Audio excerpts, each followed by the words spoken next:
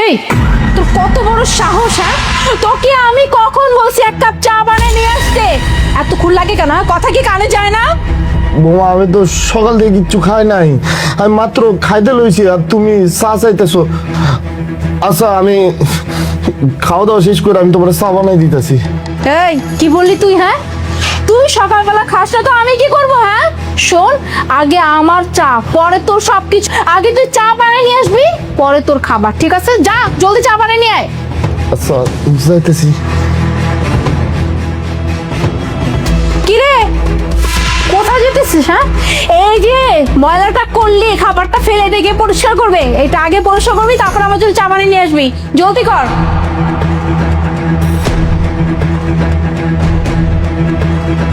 আর বলিস না, এই ওর ভাইটাকে নিয়ে আমি আর পারছি না রে।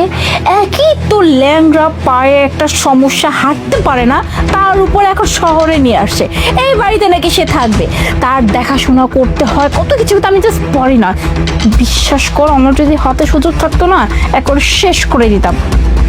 আর যে টেনশন করিস না, আমি এমন টাইটে রাখছি ওকে, একেবারে আমার কথা ছাড়া উঠতেও পারবে না, বসতেও পারবে না। আর আলিফ তো কিছু জানবে না।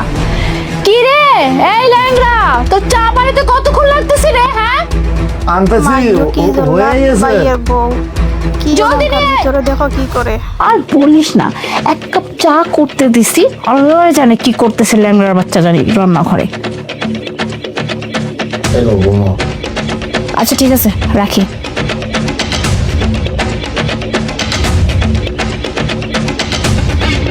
কিরে তোকে কি আমি যেতে বলছি এখান থেকে? হ্যাঁ, আমার কথা ছাড়া তোর পা কেন নড়ে? চুপচাপ একটা দাঁড়ায় থাক।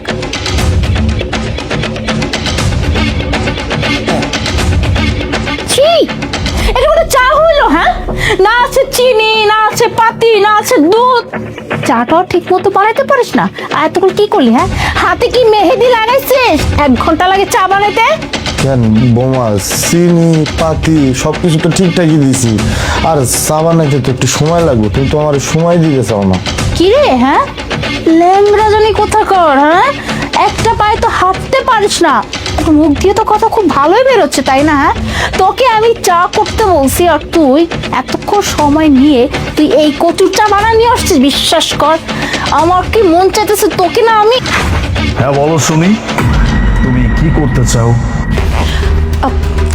আলিফ তুমি, আলিফ আসলে হয়েছে কি, আমি জাস্ট একটু ভাইয়াকে বুঝাচ্ছিলাম, মানে সারাদিন তো বাসাতেই থাকে, যেন একটু হাঁটাচলা করে। হাঁটাচলা করলে তার পায়ের জন্য ভালো হবে, তার শরীর ভালো থাকবে। তাই আর কি, চা কিভাবে বানাতে হয়, মানে চা কিভাবে সব থেকে সুন্দরভাবে তৈরি হয়, আমি ওই ব্যাপারটা নিয়ে আর কি ভাইয়ের সাথে কথা বলছিলাম, ওইটাই বুঝাচ্ছিলাম আর কি। তুমি মনে হয় আমার প্রশ্নটা ঠিক বুঝতে পারো নাই। আমি তোমাকে বলছি যে তোমার মনের ইচ্ছাটা কি, তুমি কি করতে চাও আমার ভাইয়ের সাথে, সেটা জানতে চাই। কি বলতো সালিফ এগুলা? আমার মন কি চাইবে? আমি তো বললাম যে ভাইয়া কিভাবে চা বানাতে পারে, এতটুকুই ভাইয়াকে বুঝাচ্ছিলাম। আর আমি ভাইয়ের সাথে এছাড়া কি বা কথা বলবো বলো? যত যাই হোক, উনি তো আমার ভাসুর, তাই না? বাস মোনা, অনেক হয়েছে।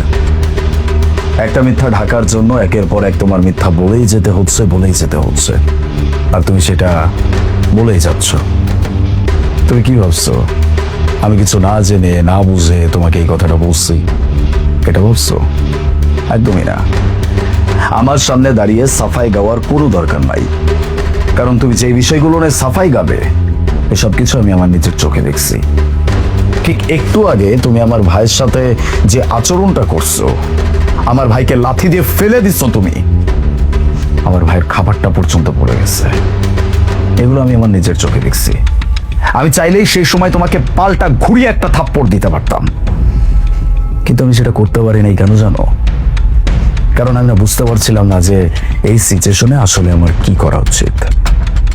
আমি এখনো তোমার সাথে ভদ্রভাবে কথা বলছি, কারণ কোনো না কোনো সময় আমি তোমাকে ভালোবাসছি, কিন্তু তুমি যে আমার সেই ভালোবাসা, সেই বিশ্বাসের মর্যাদা এভাবে ধুলোয় মিশিয়ে দিবা, সেটা আমি আন্দাজ করতে পারি নাই। আমার ভাইয়ের সাথে তার মানে আমার পিঠ পিছে এগুলোই হয়। কোথায় আর আজকে আমি ভাবছিলাম যে আজকে তাড়াতাড়ি অফিসটা ছুটি হয়ে গেছে, তাড়াতাড়ি বাসায় চাই, গিয়ে সবাইকে নিয়ে একসাথে রেস্টুরেন্টে খেতে যাবো, একটু সারপ্রাইজ দিব। কিন্তু এখানে এসে আমি নিজেই শকড, আমি সারপ্রাইজড। আমার ওয়াইফ, আমার ভালোবাসার মানুষ, আমার জীবনের সব থেকে ইম্পর্টেন্ট আরেকজন মানুষের উপরে এইভাবে অনৈতিক অত্যাচার করে যাচ্ছে, এটা আমার নিজের চোখে দেখতে হয়েছে। তো আমি খারাপের কি করছি? হ্যাঁ, আমি না কোনো কিছু খারাপ করি নাই। কেমন, আমি যেটা করছি এখন ঠিক কাজই করছি। তোমার এই ভাই, বড় ভাই, হ্যাঁ সম্মানের ভাই, তাকে এখানে কেন নিয়ে আসছো? হ্যাঁ, তার উপরে সে ল্যাংড়া, একটা পায়ে ঠিক মতো হাঁটতে পারে না। আর সেই ভাইটার দেখাশোনা আমি করবো? হ্যাঁ, সারাদিন তার এই খেদমত করতে হয়, ওই খেদমত করতে হয়, চা দিতে হয়, ওষুধ দিতে হয়, খাবার দিতে হয়, এসব আমি কেন করবো? হ্যাঁ, আর তুমি এত বড় ভাই, এত বড় ভাই করে কি করছে তোমার এই বড় ভাই? কিচ্ছুই তো করতে পারে না, একই তো ল্যাংড়া, করবেটা কি? হ্যাঁ, তাকে কি গ্রামে ফিরে আসা যায় না? শহরে থাকা লাগবে কেন? আর এই যে বাড়ি, এই বাড়ি গাড়ি, এই সব কিছু কি করছে? এই সব কিছু তুমি করছো, তোমার নিজের টাকায় অর্জন করছে এগুলা। আর তুমি এমন ভাব করো যেন তোমার এই ভাই সবকিছু করে ফেলছে। হ্যাঁ, তোমার ভাইয়ের জন্য না আমার জীবনটা ত্যাক্ত হয়ে গেছে পুরা, বুঝছো? এর জন্য আমি এই কাজ করছি। ঠিক করছে, তারপর দিয়ে কষিয়ে আর তারপর আরো একটাও ফালতু কথা আমি শুনতে চাই কি না। কাজটা না করলো ছোট কাকে ভাইয়ের নিয়ে কি সাথে। বলছো তুমি? হ্যাঁ, এই বাড়ির কথা বলছো? আমি আমার টাকায় বানাইছি এটা বলছো? আমাকে এত বড় অবস্থানে আনছে কে? সেই ছোটবেলায় বাবা মাকে হারাইছি, এরপর থেকে আমার বড় ভাই আমাকে কখনো এটা বুঝতে দেয় নাই যে আমাদের বাবা মা নাই। আজকে সে ল্যাংড়া, সে নিজের পায়ে চলতে পারে না। একসময় কিন্তু উনি এরকম ছিলেন না। উনি নিজের পায়ে দাঁড়িয়ে নিজের দমে পরিশ্রম করে আমাকে মানুষের মতো মানুষ তৈরি করছে, আমাকে পড়াশোনা করাইছে, আমাকে এই অবস্থানে আসার জন্য যথেষ্ট যোগ্যতার যোগান দিচ্ছেন উনি। সেই মানুষটাকে নিয়ে তুমি আমার সামনে দাঁড়িয়ে বড় বড় কথা বলছো। আমার সেই ভাইকে তুমি দিনের পর দিন অত্যাচার করে গেছো, আর তুমি কি ভাবছো যে আমি তোমার মতো মানুষকে নিয়ে সংসার করব? কখনো না। আমি আমার ভাইয়ের জন্য সব থেকে জঘন্যতম বাজে আচরণও করতে রাজি আছি যদি আমার ভাইয়ের দিকে কেউ আঙ্গুল তুলে কথা বলে। আঙ্গুল তুলে কথা বলা তো অনেক দূরের কথা, তুমি তো আমার ভাইয়ের গায়ে পর্যন্ত হাত তুলছো। আর তুমি যদি ভেবে থাকো যে এই সব কিছুর পরেও আমি তোমাকে ছেড়ে কথা বলবো, তাহলে এটা তোমার জীবনের সব থেকে বড় ভুল। ডিভোর্স লেটার সময় মতোই পেয়ে যাবে। আপাতত তোমার চেহারাটা আমি আর দেখতে চাচ্ছি না, বেরো যাও। কি বলতেছো আলিফ তুমি এগুলো? তুমি তুমি আমাকে বাসা থেকে বের হয়ে যেতে বলছো? মানে আমি বাসা থেকে গেলে কোথায় যাব? তুমি আমাকে ডিভোর্স দিবে কেন আলিফ? আলিফ শোনো না, আমি তোমার ভাইয়ের সাথে অনেক অন্যায় করছি, আমি স্বীকার করছি। তো প্রয়োজন বললে আমি তোমার ভাইয়ের পা ধরে মাপ চাইবো। আর আজকের পর থেকে তোমার ভাইয়ের সাথে কোনোদিন দুর্ব্যবহার করবো না। কিন্তু তুমি আমাকে ডিভোর্স দিও না, আমাকে বাড়ি থেকে বের করে দিও না। আমি কোথায় যাব বলো? আমাকে কি মাফ করা যায় না? প্লিজ আমাকে মাফ করে দাও না। ক্ষমা? তা তোমাকে ইম্পসিবল। ভালোই ভালোই বলছি, এখান থেকে ব্যাগ বস্তা সবকিছু গুছিয়ে কেটে ঠিক পড়ো। আছে, ডিসিশনটা নয়তো তোমার সাথে ভালোই কি হবে নিছো। এটা আমি এরকম নিজেও মেরে জানি না। এমনটাই করা উচিত। আউট।